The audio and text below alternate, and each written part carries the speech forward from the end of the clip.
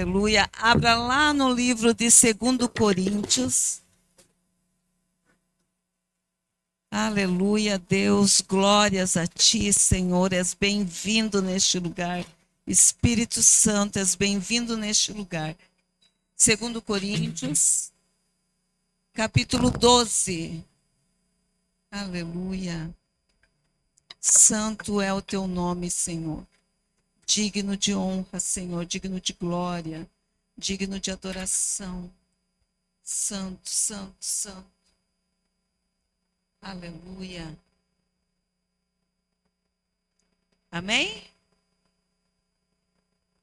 2 Coríntios 12, versículo 9. Então ele me disse: a minha graça é o que basta para você, porque o poder se aperfeiçoa na fraqueza. Amém? A minha graça é o que basta para você. Amém? Quem recebe essa palavra? A minha graça é o que basta para você. Fecha teus olhos. Querido Deus, em nome de Jesus, nós nos colocamos aqui nessa noite, Pai, porque nós queremos ouvir a Tua voz, Senhor. Nós queremos que o Senhor continue falando ao nosso coração, Deus, porque o Senhor já veio falando, Deus, durante o louvor, Pai. E agora nós te pedimos, Pai, trabalha no nosso coração. Vem, Senhor, trazer a Tua palavra, Pai, uma palavra de cura, uma palavra de restauração, uma palavra, Senhor, que mate, Senhor, a sede, Deus, da nossa alma, do nosso coração. Pai, nós estamos aqui para ouvir a Tua voz. És bem-vindo, Espírito Santo. Eis aqui a Tua igreja, Deus. Eis aqui a Tua palavra, Deus. Eis aqui a minha vida. Seja bem-vindo no nosso meio, Pai, para a honra e glória de Ti. É que nós oramos e Te agradecemos. Amém? Pode se sentar. Aleluia. A minha graça te basta. Gente, imagina o Paulo ouvindo essa palavra, orando, falando com o Senhor. Ali diz que Paulo orou por 3 vezes, suplicando, né, para o Senhor tirar um espinho da carne. Um espinho que estava atormentando ele, ele diz assim, um enviado de Satanás. E Deus, ele olha para Paulo e diz assim, a minha graça te basta. Gente, por muito tempo eu não entendi essa palavra. E quando orava, quantas vezes recebi essa palavra, a minha graça te basta. Eu falava, nossa Deus, eu queria uma resposta. Eu queria uma bênção. Eu queria... E o Senhor me diz, a minha graça te basta. E eu falando com Deus, algum tempo atrás, Deus, o que é isso? Só a tua graça. Mas o que é essa graça? Quando a gente diz assim, você pede uma oração, as pessoas dizem assim, a minha graça, Deus manda dizer que a minha graça te basta. Poxa, Deus. E a minha bênção, Deus. Quando você não sabe o que é a graça. Aqui quando Paulo, ele está nessa passagem de Coríntios 12, Paulo ele está se defendendo do seu ministério. Porque ali, se a gente lê no capítulo 11, tinha falsos mestres que estavam ali falando, questionando como que Paulo, um servo do Senhor, podia estar passando por tanta luta, por tanta perseguição, por tanta guerra, por tanta coisa. Eles estavam questionando como que ele pode levar a palavra de Deus, pregar e passando por tudo que ele estava passando. Que tipo de servo era esse? Então eles estavam ali praticamente como os amigos de Jó. O que você fez? Onde que você está pecando? O que está acontecendo? Que está vindo tanta luta. E ali era o que eles estavam falando. Você está levando a palavra do Senhor? Está levando, pregando? E na realidade, olha como que você está. E Paulo ele começa a se defender. Se você ler, tiver um tempinho em casa, para ler ali o capítulo 11, aonde ele vem falando.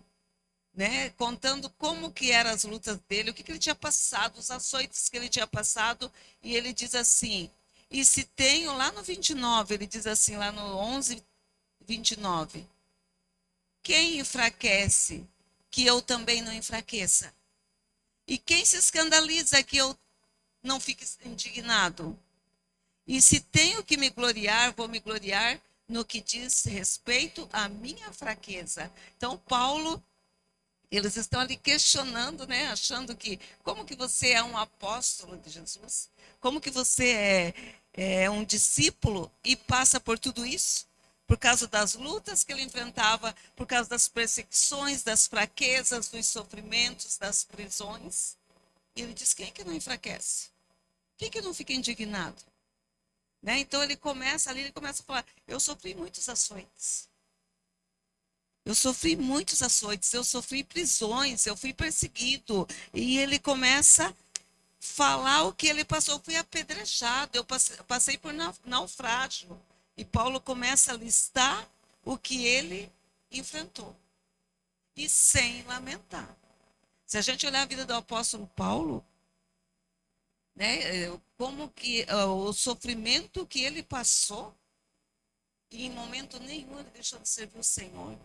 Quando ele escreve as cartas para nós, a maioria delas ele estava em prisão. Nós, se estivéssemos num lugar dele, por muito menos, a gente não quer mais falar com Deus. Por muito menos, a gente não tem força nem para orar. E Paulo, dentro da prisão, ele mandava ânimo, força para as pessoas. Estou orando por vocês. Era o que Paulo falava.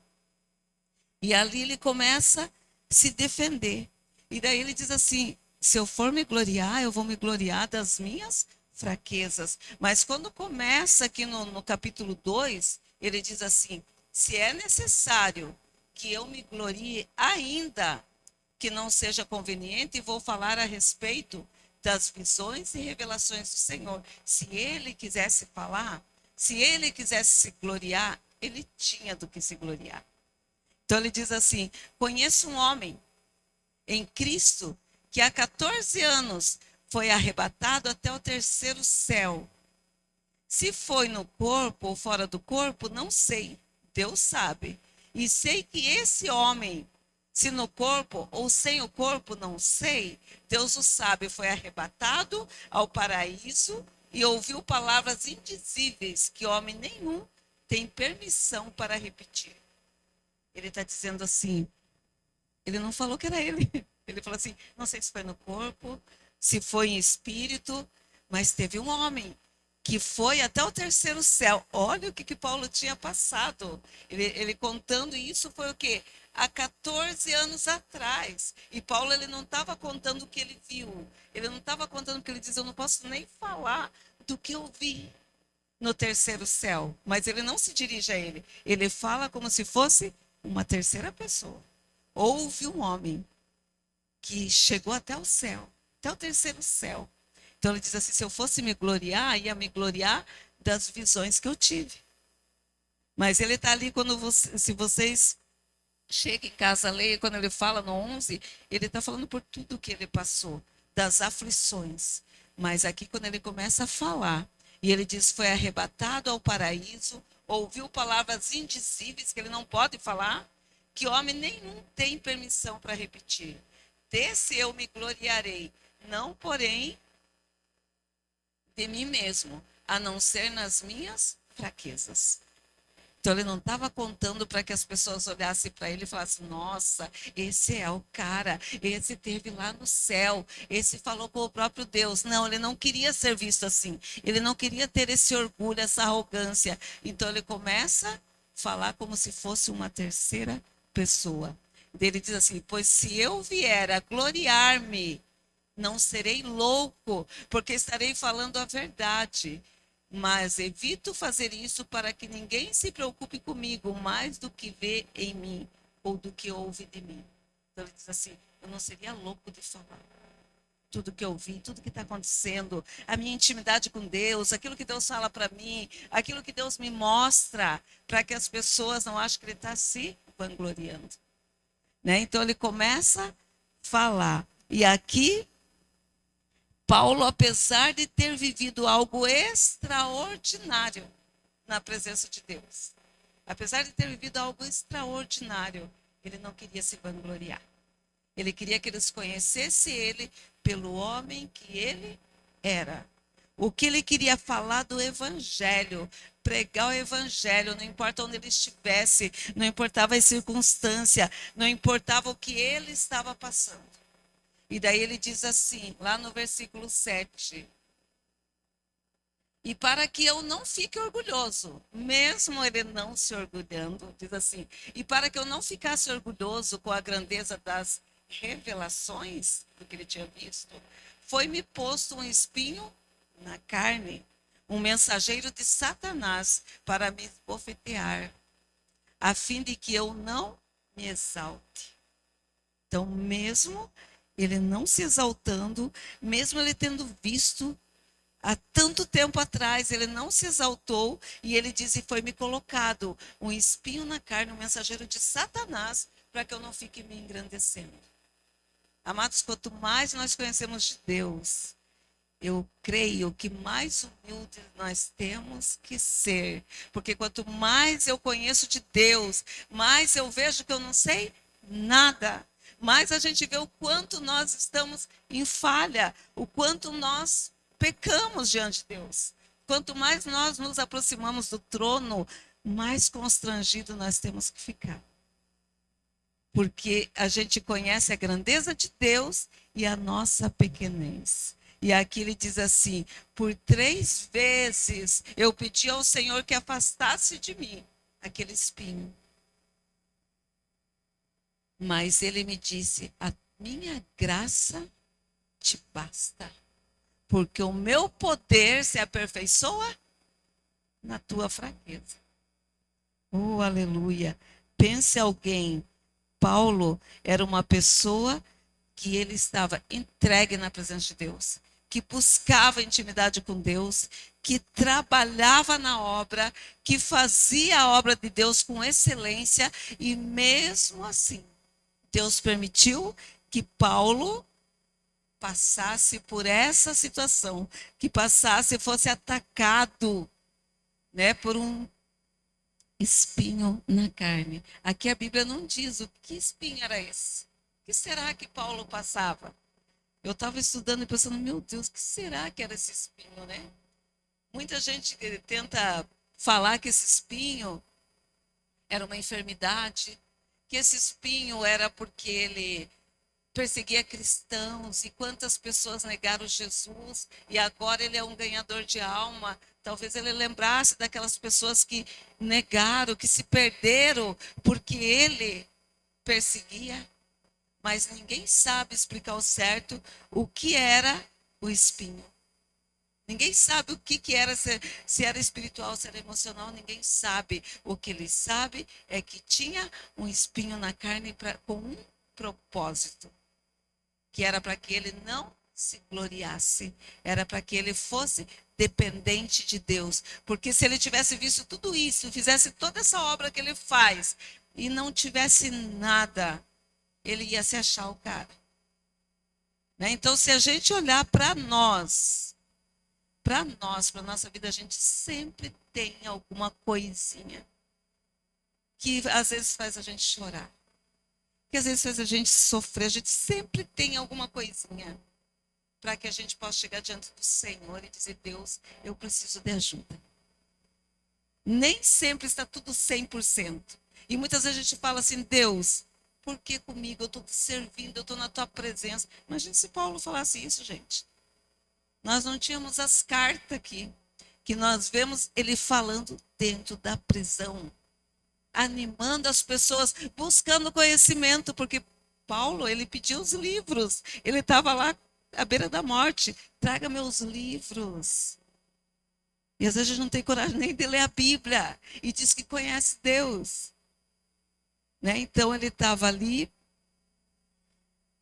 pedindo para o Senhor que aliviasse, que tirasse aquele espinho. E a resposta de Deus foi: a minha graça te basta. Você já orou para Deus e Deus falou para você: se aquieta, a minha graça te basta. Você já orou assim? Quando eu recebi a primeira vez essa palavra, eu pensei, Deus, o Senhor bem podia me dar uma bênção, né? Em vez de me dar a graça. Olha que louca. O que é essa graça? O que é esse bem que Deus deu? A minha graça. Em vez de ele resolver o problema de Paulo, Deus, ele diz assim, a minha graça é suficiente. Ofereceu graça para que ele tivesse força para suportar. E quando ele diz a minha graça te basta, ele está dizendo é o suficiente. A minha graça é o bastante. A minha graça é necessária. Ela é tudo que você precisa. Eu não sei o que você tem orado diante do Senhor. Eu não sei o que você tem apresentado diante dele dizendo, Deus, isso aqui é... A gente não diz o espinho, isso aqui é minha luta. E ele diz assim, a minha graça te basta. Aleluia. Aleluia. Aquele espinho de Paulo era para quebrar o orgulho, era para ele reconhecer a dependência de Deus e era para ele ser fortalecido em Deus. Às vezes a luta que nós passamos, situações que nós temos passado, é para se aproximarmos de Deus, para nos achegarmos a Deus, para sermos dependentes de Deus, para buscar essa força em Deus, para buscar mais conhecimento, não para nós nos afastarmos dele. Aleluia. E Paulo, quando Deus fala isso para ele, ele se alegra. Porque se na fraqueza dele, ele teria a força de Deus, ele diz, eu me alegro nas minhas fraquezas. Porque quando eu sou fraco, aí eu sou forte. Você tem sido forte, meu amado? No meio das tuas lutas? Pastor Michel pregou domingo, né? Sobre a força, né? Benjamim ou Benoni, né? Benoni. Benoni era tristeza, era choro, era dor, mas Benjamim era força. E quando Deus permite na nossa vida um espinho na carne, algo que nos faz chorar, que nos faz buscar a presença dele, ele está querendo nos fortalecer. A luta é para nos fortalecer. Qual é o teu espinho? Qual é o teu espinho na carne? Pastora, a minha vida financeira.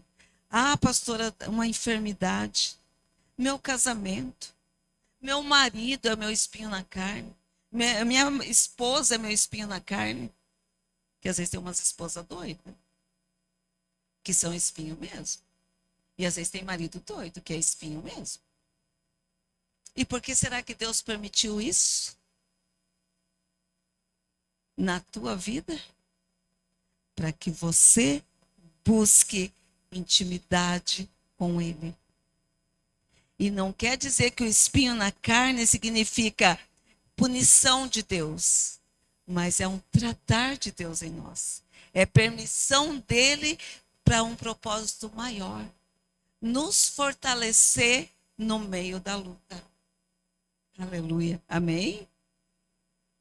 Aleluia. E hoje Deus diz para você, talvez você está buscando, talvez você está lá com esse espinho, talvez uma enfermidade, talvez uma perseguição, talvez uma falta de perdão, talvez um medo.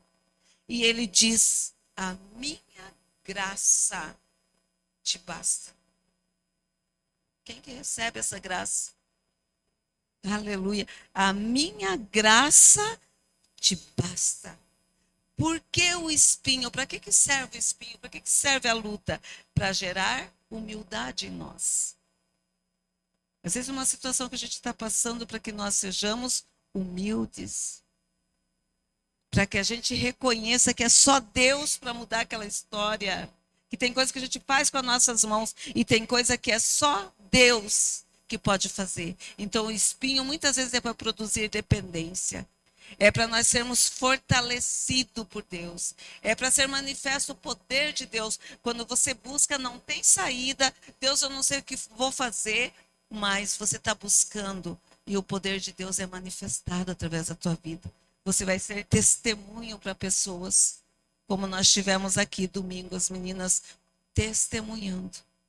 Eu achei tão bonito quando elas falavam assim: isto me tornou uma pérola. Porque se você vê a história da pérola, a pérola é tão linda. Como que essa pérola se forma? Para essa pérola se formar, é um grãozinho de areia que entra dentro da ostra e fica machucando ela ali dentro. E quando essa pérola, aquela grãozinho de areia está ali, a ostra vai produzindo um líquido que vai cobrindo, vai revestindo ela.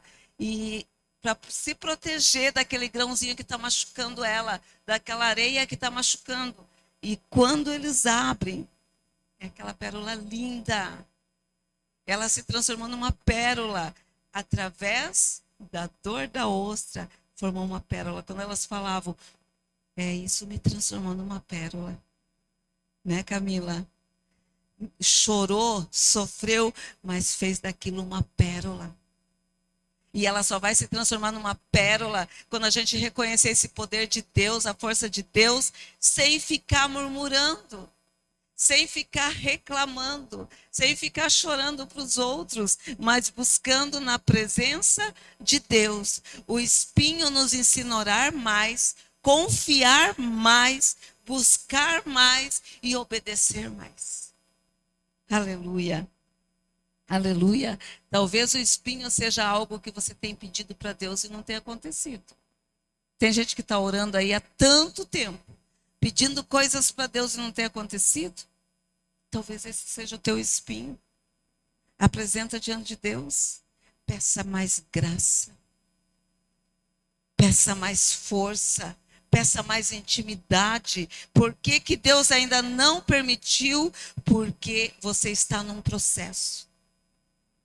Porque você está passando num processo. Enquanto você está passando aquele processo, enquanto você está com essa situação, você vai crescendo em Deus porque você busca, porque você jejua, porque você corre para a presença de Deus. Então você está passando por um processo. Está doendo, mas Deus está transformando em pérola. Aleluia. Aleluia.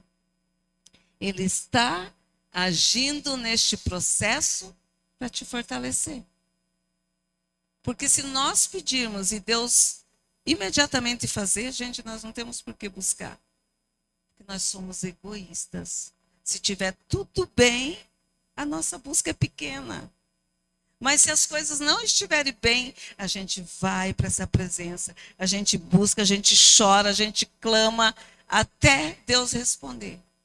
Tem gente que Deus respondeu, acabou. Então Deus está no processo com a tua vida. Tem gente com espinho aqui? Que você possa entregar esse espinho para o Senhor. Diga, Deus, eu não estou sabendo lidar com isso aqui. Deus, eu não estou sabendo, me ajuda. Porque foi o que Paulo chegou e quando Deus falou, a minha graça te basta. Porque o meu poder vai se aperfeiçoar na tua fraqueza. Era Deus derramando dele para Paulo. E daí eu coloquei aqui o que é a graça. Né? Ele colocou, permitiu que fosse colocado aquele espinho. E quando Paulo clama, ele diz, a minha graça, Paulo, te basta.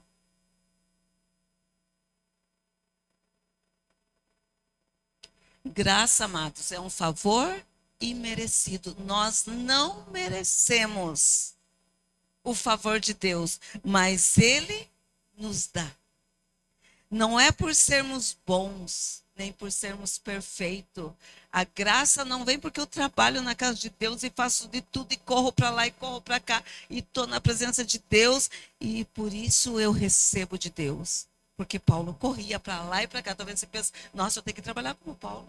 Eu tenho que passar tudo isso que Paulo passou para me receber a graça. Não, a graça não é por você trabalhar demais na obra de Deus. A graça não é porque você vive em santidade. A graça não é porque você é bom. A graça é um presente de Deus.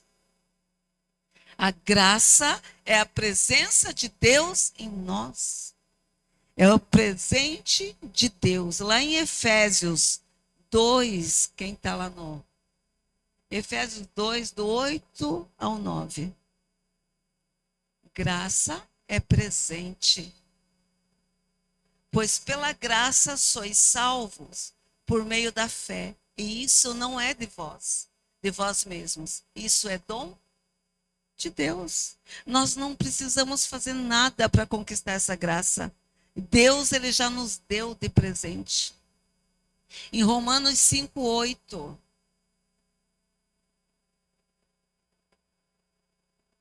Mas Deus demonstra o seu amor para conosco, em que, sendo nós ainda pecadores, Cristo morreu por nós. Deus, ele não esperou nós nos tornarmos filho para ele nos amar. Ele nos amou primeiro. Ele nos amou quando nós ainda éramos inimigos dele. Antes da gente conhecer ele, ele já nos amou. E ele pagou um preço alto por mim e por você. Ele entregou o próprio filho na cruz, para que nós fôssemos salvos. Então a graça não é uma coisa barata. A graça custou a vida do próprio Jesus por mim e por você. Isso é a graça. Nós não merecíamos. E o que a gente encontra? A gente encontra pessoas querendo fazer de tudo para agradar a Deus.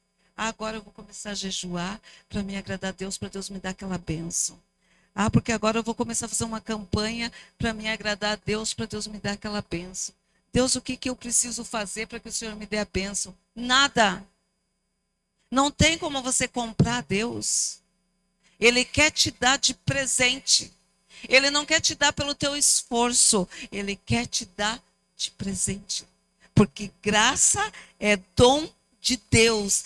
Graça é presente de Deus. Ele diz, a minha graça te basta. O que ele está dizendo? A minha presença com você é o que basta. A minha presença te fortalece. A minha presença te capacita. A minha presença te dá força para caminhar no meio dessa luta. Aleluia. A minha presença, quando Deus fala, a minha graça te basta, ele diz, basta eu estar com você, para que você tenha força. Será que se Deus não estivesse com a gente, nós suportaríamos as lutas? Não. É a graça dele, é o presente dele. E nós não precisamos pagar esse presente, porque ele já nos deu quando nós ainda éramos inimigo da cruz. Quando nós ainda não éramos filho. Então nós não precisamos pagar por nossas bênçãos. Tá certo eu jejuar? Tá. Eu posso jejuar sim. Mas que nós possamos estar buscando esse Deus, mais de Deus. Mais de Deus. Deus, eu vou jejuar porque eu quero ouvir a tua voz. Deus, eu vou jejuar, eu vou me consagrar porque eu quero mais de ti. Não porque eu vou jejuar porque eu quero um carro novo. Eu posso. Mas Deus espera de nós que a gente queira mais dele, porque isso é graça. Se ele estiver sobre nós, as bênçãos nos alcançarão. As bênçãos correrão atrás de nós. Porque Deus está conosco e onde ele está, tudo é transformado. Quando entendemos a graça, não vivemos com culpa. Tem gente que não se perdoa nunca porque falhou um dia.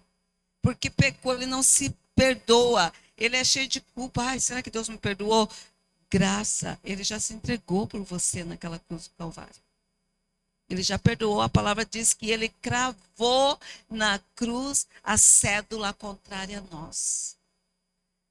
Ele já levou, já carregou. Eu não tenho por que carregar um fardo de culpa. Porque Deus já levou sobre ele. Aleluia. Quando entendemos a graça, não somos tentados a fazer por merecer Deus. Quando a gente eu quero fazer para me agradar a Deus. Para Deus me dar tal coisa. Para de comprar Deus. para de pagar pela tua bênção. Já foi pago o preço. E ele olha para você e diz: a minha graça te basta. A minha presença te basta. Ele não quer que nós achamos que, tipo, jejuei, Deus me deu tal coisa. Ele pode me dar. Mas ele não quer que eu seja orgulhosa. Foi porque eu fiz isso que Deus me deu. Não. Deus já tinha me dado. Aleluia. Então, quando nós entendemos que é graça, nós não começamos a condenar as pessoas porque enfraqueceram na fé. Porque qualquer um de nós podemos enfraquecer. Paulo não falou? Como assim não vou me abater, não vou me entristecer? Claro que eu posso. Né? Porque ele também era um ser humano. Então, quando entendemos a graça, vivemos em gratidão e obediência, independente das circunstâncias. Você está conseguindo viver grato, ter uma vida de gratidão diante de Deus? Você está conseguindo viver em obediência, apesar das lutas? Porque quando vem a luta, o que a gente faz? Ai, Deus, por que isso? Diga: Deus, me ajuda a entender o que o Senhor quer. O que o Senhor está trabalhando em mim, o que o Senhor quer trabalhar em mim. Comece a olhar para aquilo que Deus tem permitido chegar na tua vida e dizer: Deus, o que o Senhor quer me ensinar em tudo isso? E você vai sentir essa graça. Você vai sentir esse cuidado de Deus. Vai sentir essa presença de Deus te ensinando, te fortalecendo na fraqueza. E daí você vai dizer igual Paulo: quando eu sou fraco, aí eu sou forte. Aleluia. Quando nós entendemos a graça, conseguimos liberar perdão.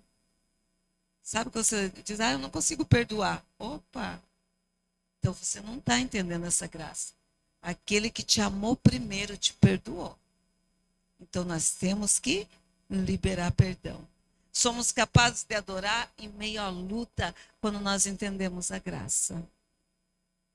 Nós não vamos ficar murmurando, nós vamos adorar em meio à luta. Porque você confia no Deus que você serve. Amém, amados? Estão entendendo o que Deus está falando? A minha graça te basta. A minha graça te basta.